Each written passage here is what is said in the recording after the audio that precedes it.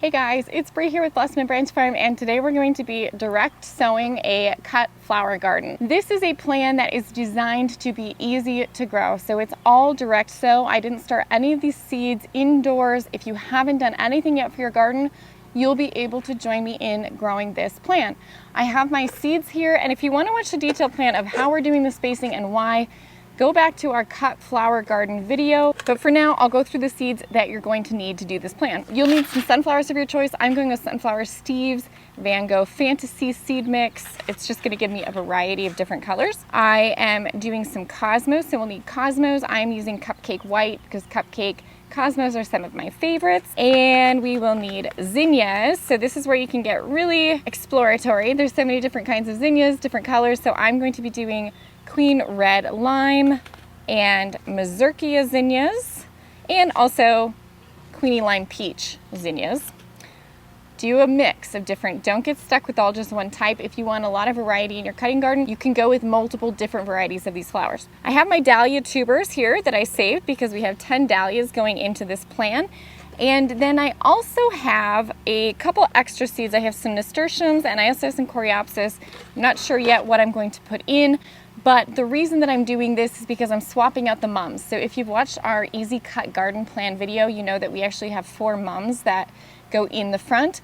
We are actually going to be moving these garden beds toward the end of summer, so I don't want anything perennial in here. So I'm going to swap out the mums for something else, and remember that this plan is very flexible. You could also swap out marigolds, you could put in calendula, those things that all work really well in this easy cutting garden. So I'm going to start by prepping my space, and you can see we actually just pulled our tulips out of this bed, so there's still some tulip remnants here. I also have some mulch that's left over from the fall because we mulch our garden beds usually heading into the winter season with leaves and needles and all kinds of stuff. You can go back and watch our mulch video to learn about our favorite mulches. But for now, I'm going to remove most of this mulch from the top of the bed. I'm going to set it aside to use later, but I am going to remove it because it's going to help us direct seed. All right, so we've cleared away all of the debris from the surface. There's still a little bit left. That's not a big deal. If you have any plants that are remaining in here, so I have some green onions that were still growing that actually grew from our bulb planting area because we plant green onions with our bulbs. To help keep the pests from nibbling them over the fall. I'm going to go ahead and remove those. I'm going to actually save the roots. I'm going to transplant them to this bed over here. But I do like to start with as blank of a slate as possible when I'm direct seeding. So it's important that you get as much of the weeds and other things growing out of here as possible, because when we're direct sowing, it's just best to have a nice even bed.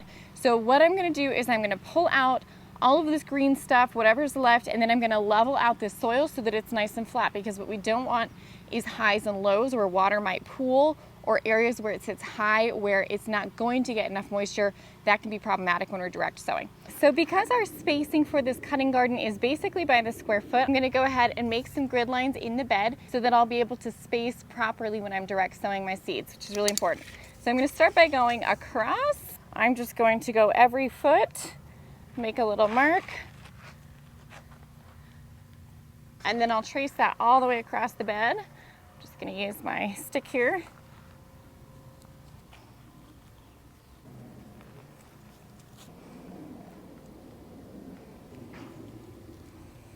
And then I'm going to do the same thing going the other way. Okay, so now I have my rough grid for my garden plan. Now again, you can go back and reference this plan. If you want to watch the details on why we're doing it this way, you can go back to our Easy Cut Garden Plan, and we'll link that video at the end of this video and also below. Here is the plan that we are following for this cut flower garden bed. So what we're going to start with is the back. I'm going to start over here with the sunflowers, and we are succession planting. I'm actually going to do 2 successions on my sunflowers. So I'm going to go ahead and plant my first succession now, and then I will come in about 2 or 3 weeks and plant my second succession. That way I'm going to have continuous flowers throughout the season.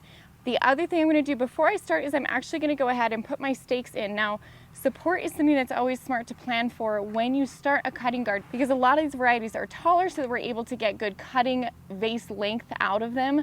They usually need a little bit of support, especially the dahlias. So you can do a couple of different things. You can just stake and support the dahlias if you want. The zinnias and the cosmos will probably be okay without the netting.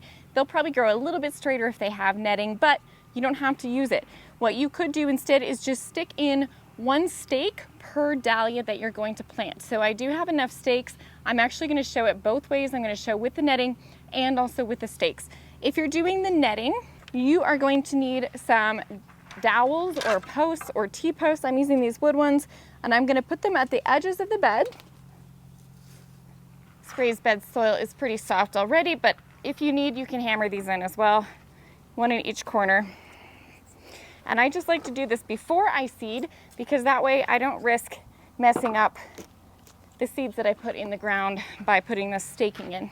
Now, because this is a 8-foot bed, which means it's long, I'm actually going to put one more support here midway through, midway across the bed, just so we have a little bit of extra support for our netting. So that means for an 8-foot bed, I have 1, 2, 3 supports that are going to hold up my jute mesh that's going to go horizontally across the bed. I'll show you that at the end, but I like to get these supports in place before I seed, again, so that I don't mess up the soil after I seed. At this point, I'm going to start with my sunflowers. So I mentioned that I'm going to be doing sunflower sunflowers, and one of the tricks that I like to employ when I'm direct seeding is to actually use more seeds than just one. So often what can happen when we're direct seeding is some of these seeds get eaten, or some maybe aren't viable, so they don't all come up. So this is just a good way to safeguard and make sure that that doesn't happen. So I will usually do at least 2 seeds in each hole instead of just one. So I'm going to go ahead and come in. So according to our plan, we have sunflowers here in the back, and I have 4 squares of sunflowers. So these sunflowers are going to be here, here, here, and here. And what I'm going to do is I'm going to start from the back. I'm going to start direct sowing from back here, and that way, as these are getting taller, they're not going to block out these new successions that we're going to be planting. So here are my beautiful sunflower spacing. Now remember that I mentioned in the cut garden video that I do space my sunflowers quite tightly. So I'm going to put 9 in each square. And the reason that I do that is because otherwise the sunflowers tend to get very big, too big, and then the stems, the flowers are too big and the stems get really thick. I actually much prefer to grow sunflowers more tightly spaced, and then that way I'm not having to worry about huge blooms. I get a nice usable bloom and I get more. Now, because we are going to be succession planting these in a couple weeks, I don't want weeds to grow in here in the meantime, so I'm going to fill these squares with the mulch that we removed from the bed just a few moments ago. So I'm just going to thickly place this mulch here on top of those 2 squares that we will be succession planting later. All right, and now I'll go ahead and cover up these sunflowers. I planted them about a 1/2 inch down, 1/2 inch to 3/4 of an inch is usually what I shoot for there. Okay, next up we're going to be planting our cosmos. And cosmos I do space actually a little bit further apart. So the cosmos are going to go in this square, this square, this square, and this square. And so what I want to do here is I want to make sure that I'm spacing the cosmos appropriately. Now you could also just do 1 cosmo per square. That would be totally fine as well. I kind of want a nice full looking bed, so I'm going to go ahead and do 2 in each square. I'm going to start back here in this corner. So I'll do 1 hole here, 1 hole here, and then I'm also going to do, I'll do this square here, and then this square and that square I'm going to save for my next planting. So again, I'm doing more than just 1 cosmo in each hole. I'm actually going to do about 3 in each hole. You don't want those cosmos too deep. Cosmos a little bit less deep than the sunflowers, about 1/4 of an inch buried. And then we will go ahead and mulch the other 2 spots. So we planted here and here. I'm going to mulch here and here. And again, that's just going to keep the weeds from growing in this space. And once we are ready to plant. We'll just clear this mulch away and reshuffle it to the other parts of the bed. Okay, next up we have our dahlias. So we're gonna plant all of our dahlias at once. I have 10 dahlias in this plant. So let's go ahead and get those dahlia tubers in. Here are our dahlia tubers. We are going to go ahead and plant them horizontally. And remember, this is why I like planting small tubers instead of the big ones, because they're just much easier to plant. So I'm gonna go ahead and lay them out on the beds. And we are going to go ahead and stake these before we plant the tubers in. So remember that staking, if you're just doing these single stakes, and it might be a good idea to do these in addition to the nets, but always put your stakes or your supports for your dahlias in before you plant your tubers, because that way you're not going to risk impaling them. So I'm going to go ahead and put one bamboo stake in each spot here. Now this ground is pretty soft, so I can really push these in, but if you have harder ground, you might want to get some metal T-posts and hammer it into the ground so that they're more strong. Remember, the depth of your planting depends on your soil type. For heavier clay, you're going to plant them a little bit more shallowly, and for better draining soil, you'll plant them a little bit more deeply. Now, over here in this plan is where our zinnias are going to go. I'm going to succession plant this section first before I do this one. So actually, according to the bed, I'm going to do this section and then I will do this section up here. That way, these ones aren't going to be blocking out the sun for these ones as they start later. So if I'm going to mark out which ones I'm going to plant now, this one here, 1, 2, I'll do this whole, so that's 1, 2, 3, 4 that I'm going to do now, and then I'll do these other ones later next, and then that way we will stagger our zinnia harvest. And do pay attention to height here, because some of these taller ones, you'll want to go in the back. If you have shorter zinnias, make sure you're not planting them in the back. Plant your taller zinnias in the back. I do overseed. Again, when I'm direct seeding, I am overseeding with more seeds than I probably need. Again, because things happen when you're direct seeding. You just don't get quite the same amount of efficiency out of seeds as if you're starting them inside. So that is the one downside here. Okay, so those are my zinnias. I'm gonna go ahead and mulch the other areas before I cover these up so that I remember where. And then these 4 areas up here we're gonna do last.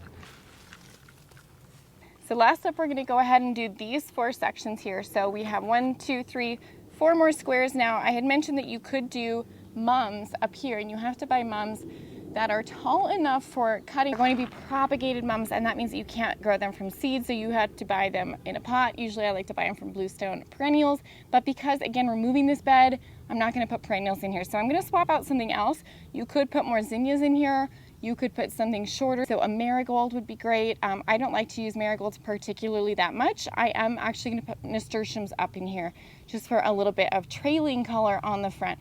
Nasturtiums I don't use too much as a cut, but I do use them for cocktails, and I also like to use them for their pest trap crop factor. So nasturtiums tend to be a good trap crop. So I'm gonna go ahead and I'm gonna put 2 little holes in each of these, and I'm gonna pop nasturtiums right up in front here. You could also put nasturtiums all around the outside of this bed to trail, and I actually might do that because I think it could be pretty. All right, so let's put these nasturtiums in last. I'm going to be using these butterscotch nasturtiums because I like that kind of yellow, and I'm also gonna use another one called Tip Top Rose.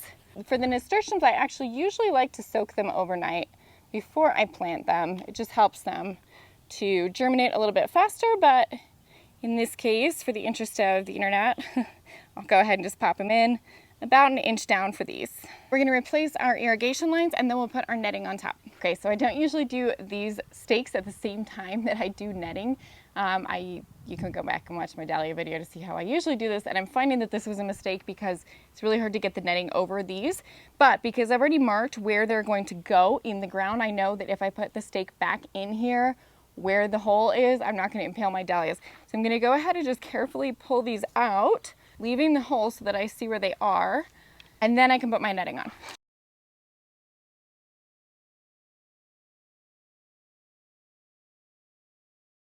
Okay, so now we are done direct sowing our cut flower garden. So we're going to go ahead and start watering this regularly. I'm going to give you a few key tips when it comes to direct sowing flowers, things that I've learned along the way. Number one is dealing with insects. So because we're direct sowing, oftentimes these small seedlings can be very sensitive to pest damage, and it can be any number of things that are eating your seedlings. It can be cutworms, it could be earwigs, sometimes pill bugs will eat them if there's not enough organic matter around.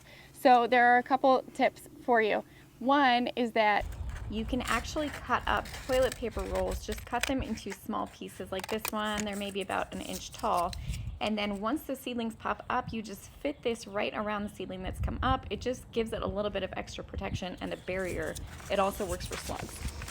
Another way that you can help prevent, particularly if you have slugs or earwigs, is beer can traps. And to make a beer can trap, you just take, for example, a cat food can or a tuna fish can, empty it out, bury it with the surface of the soil, and you're going to fill it up with a little bit of soy sauce and a little bit of vinegar. You can also use beer, which is why they're called beer traps. That will help with things like slugs, and it will also help with things like earwigs. Now here in our garden, we've pretty much achieved a pretty good homeostasis on the ecosystem balance, but we still get things that will eat our direct sown plants. So every once in a while, we will put out some traps if it's very bad. The one that works best for roly-polies is just to take a potato, cut it in half, put it on the surface of the soil, and in the morning, pick it up and move it to your compost pile. It will be covered with pill bugs. Instead of eating your seedlings, they'll be eating that potato. So that's another thing that you can do, is just try that little trick with a potato if you have roly-poly that you think are eating your seedlings.